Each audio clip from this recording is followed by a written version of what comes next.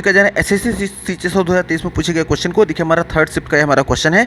देखिए हमारा क्वेश्चन क्या कह रहा है कि डैड ने कहा, पिताजी ने कहा दैट कि she would have been,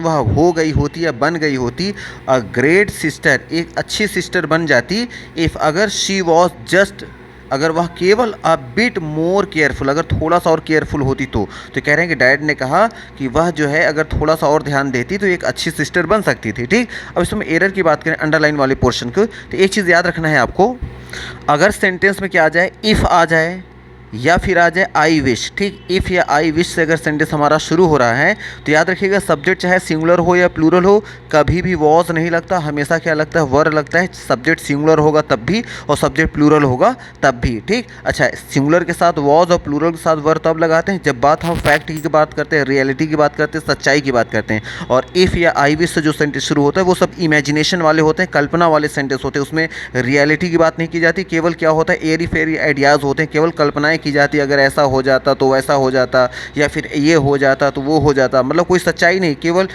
thoughts में ही ये सारी बातें चलती रहती हैं। तो इसीलिए जब इफ़ या आई विश सेंटेंस शुरू हो तो सब्जेक्ट चाहे सिंगुलर हो या प्लूरल हो हमेशा WERE वर लगाया जाता है, वॉस का यूज़ नहीं किया जाता। ठीक, अब देखते हैं अपने क्वेश्चन में। तो देखिए हमारा सेंटेंस यहाँ बीच में देखिए आ गया, इफ़ आ गया।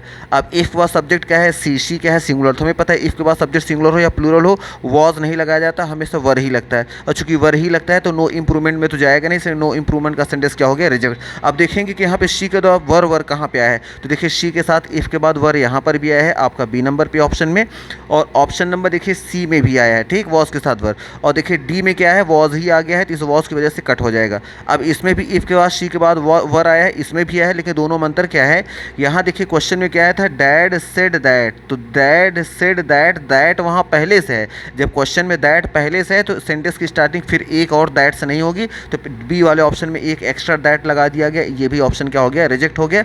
इस पॉइंट ऑफ व्यू से देखें तो केवल एक ही ऑप्शन हमारा है, वो क्या होना, option number C. Option number C ही हमारा क्या हो जाएगा, यहाँ पे राइट आंसर हो जाएगा। तो मे भी आपको यहाँ कुछ ना कुछ आइडिया लग गया होगा।